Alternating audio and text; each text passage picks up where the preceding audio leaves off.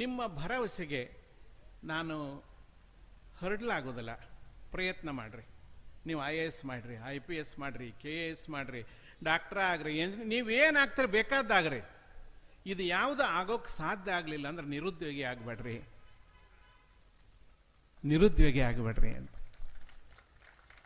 ಈಗ ಈ ಕಾಲೇಜ್ ಪ್ರೊಫೆಸರ್ಗಳಿಗೆ ಎಷ್ಟು ಪಗಾರ ಐತಿ ಅಂತ ನಾ ಹೇಳಕ್ಕೆ ಹೋಗೋದಿಲ್ಲ ನಿಮಗೆ.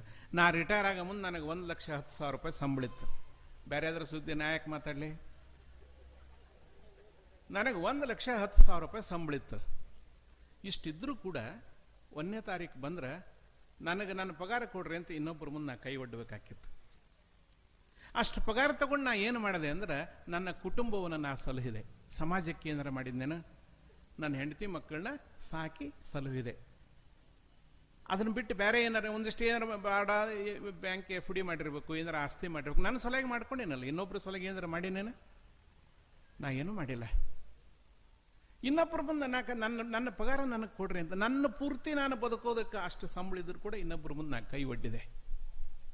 ಆದ್ರೆ ನೀವು ಮನಸ್ಸು ಮಾಡಿದ್ರೆ, ನೌಕರಿಗೆ ಹೋಗೋದು ಬಿಟ್ಟು ನೀವು ಮನಸ್ಸು ಮಾಡಿದ್ರೆ, ನೀವು ಒಬ್ಬ ವ್ಯಕ್ತಿ ಆಗದೆ ನೀವೇ ಒಂದು ಸಂಸ್ಥೆಯಾಗಿ ನನ್ನ ಮಾತು ಪೂರ್ತಿ ಕೇಳ್ರಿ, ನನ್ನಂತ 10 ಮಂದಿ ದುಡಿಸಿಕೊಂಡು ಕೈ ಎತ್ತಿ ಸಂಬಳ ಕೊಡೋ ಧಣಿಗಳಾಗಿ ನೀವು ಬೆಳಿಬಹುದು. ನನ್ನಂತ 10 ಮಂದಿ ಕೈ ಎತ್ತಿ ಸಂಬಳ ಕೊಡೋ ಧಣಿಗಳಾಗಿ ನೀವು ಬೆಳಿಬಹುದು. ಹಂಗೆ ನೀವೇ ಒಂದು ಸಂಸ್ಥೆ ಆಗ್ಬೋದು.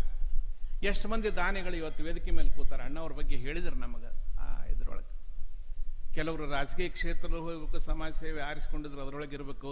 ತಮ್ಮ ಎತ್ತು ತಿಂದು ಬಿಟ್ಟು ದಂಟಿರ್ತಾವಲ್ಲ, ಅವನ್ನ ಎತ್ತಿ ಎಮ್ಮಿ ಮುಂದೆ ಆಕಳ ಮುಂದೆ ಒಗದ್ರ ಆ ಒಣ ದಂಟ ತಿಂದು ಆಕಳ ಎಮ್ಮಿ ಬಕೆಟ್ ಗಂಟ್ಲೆ ಹಾಲು ಕೊಡ್ತಾವ. 4 ಎಮ್ಮಿ 2 ಆಕಳ ಕಟ್ಟಿರೋ ಒಬ್ಬ ಹೈಸ್ಕೂಲ್ ಮಾಸ್ತರ್ನ ಪಗಾರ ಬರ್ತತಿ. ನಮ್ಮ ಪರಿಸ್ಥಿತಿಯ ಯುವಕರು ಯಾಕೆ ನೀವು ಮನಸ್ಸು ಮಾಡವಲ್ರಿ? ನನಗೇನಾಗೈತೆ ಅಂದ್ರೆ ಇಲ್ಲಿ ಕೂತವರಲ್ಲಿ most of the students are mostly I think coming from the farming community, that too from the poor class.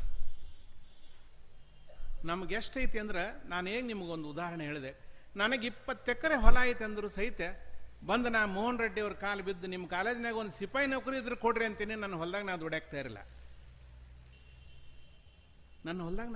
ಇರಲಿಲ್ಲ. ಮಹಾತ್ಮ ಗಾಂಧೀಜಿಯವರು ಎಂದೋ ಒಂದೇನೆ ಹೇಳಿದ್ರು. ಅದನ್ನ ಸುಮ್ಮನೆ ಸ್ಲೋಗನ್ ಹೇಳ್ದಂಗೆ ಹೇಳ್ಕೊಂತ ಬಂದ್ವಿ ಇಲ್ಲಿ ತನ ನಾವು.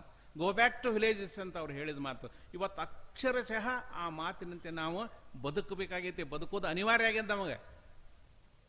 ಎಂತಾದ್ರಿ, ನಾನು ಉಮದಿ ಅಂತ ಹೇಳಿ ಮಹಾರಾಷ್ಟ್ರ ಬಾರ್ಡರ್